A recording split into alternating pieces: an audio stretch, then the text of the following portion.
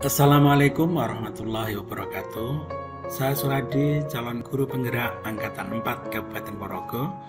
Pada kesempatan kali ini akan menyampaikan demonstrasi kontekstual pemikiran filosofis Ki Hajar Dewantara dalam karya sebagai tugas CPG Modul 1.1. Pokok pemikiran filosofis Ki Hajar Dewantara yang pertama adalah tentang pendidikan dan pengajaran. Pendidikan dan pengajaran merupakan sebuah istilah yang terlihat serupa, tapi hasil akhir dari kedua istilah tersebut yang sangat membedakan. Menurut Ki Hajar Dewantara, hakikat pendidikan adalah seluruh daya upaya yang dikerahkan secara terpadu untuk tujuan memerdekakan aspek lahir dan batin manusia yang berbudi pekerti luhur. Pengajaran dalam pendidikan dimaknai sebagai upaya membebaskan anak didik dari ketidaktahuan sehingga bisa mengenal ilmu pengetahuan serta cara bersikap untuk kecakapan hidup. Untuk mencapai tujuan pendidikan dan pengajaran tersebut, maka diperlukan seorang guru atau pamong yang bisa mendidik dengan cara yang sesuai dengan tuntutan alam dan zamannya sendiri.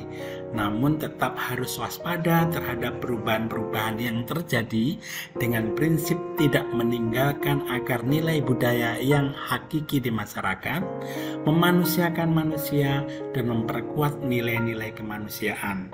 Harus menghargai keragaman yang ada dan berbudi pekerti, yaitu seimbang antara pemikiran, rasa, kemauan, dan raga, sehingga terjadilah kesempurnaan yang membawa kita pada kebijaksanaan. Pokok pemikiran filosofi Ki Hajar Dewantara yang selanjutnya adalah prinsip pendidikan menghamba pada anak. Menghamba di sini dalam arti tidak menurut dan mengikuti anak secara utuh, yang berarti memberikan pelayanan yang optimal bagi tumbuh kembang anak dalam proses pembelajaran. Pendidik harus memahami peserta didik dari segala aspeknya. Pendidik harus memandang seorang peserta didik sebagai manusia yang mempunyai bakat, minat, dan potensi masing-masing, serta memfasilitasi, menuntun tumbuh kembangnya potensi tersebut.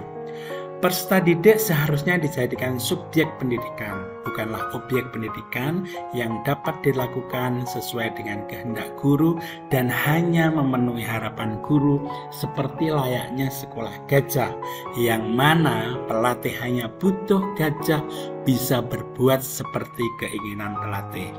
Pada prinsipnya, pendidikan harus berpusat pada anak.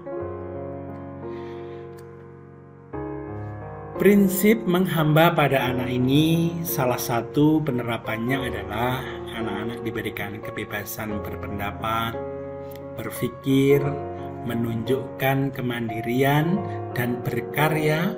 Salah satunya adalah memilih ekstrakurikuler sesuai dengan bakat dan minat masing-masing.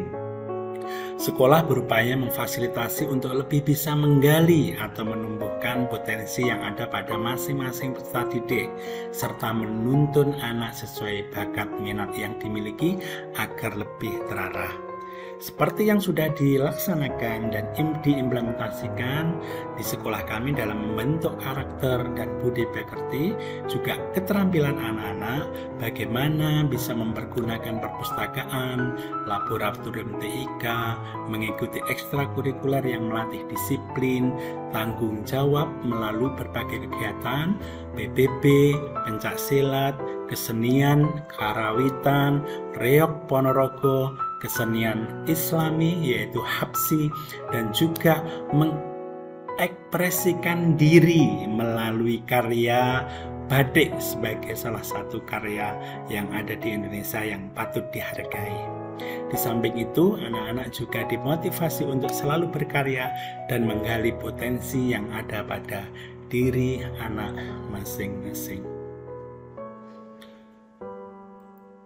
Untuk selanjutnya, bahwa untuk mewujudkan sebuah pendidikan perlu pendasaran pada guru atau pamong, yaitu dengan trilogi pendidikan.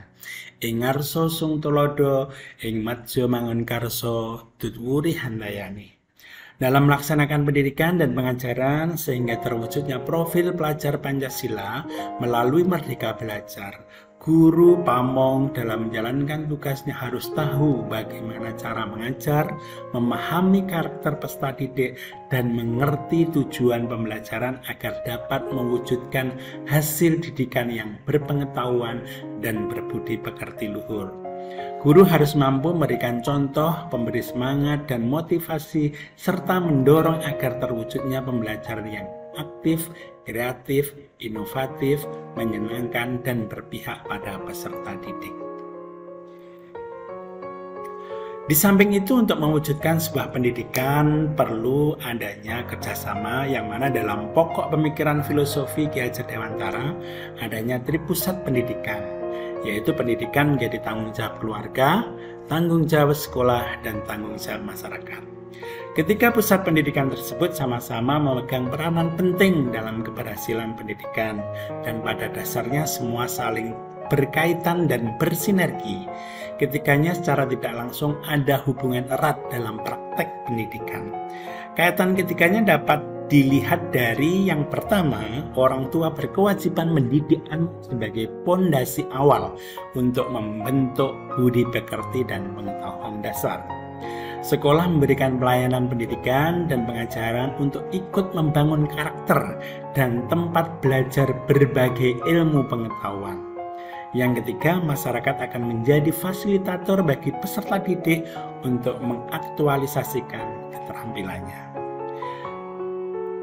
Demikian yang dapat saya sampaikan terkait dengan demonstrasi kontekstual terhadap pemikiran Ki Hajar Dewantara dalam karya. Terima kasih. Salam guru penggerak, guru bergerak, Indonesia maju. Assalamualaikum warahmatullahi wabarakatuh.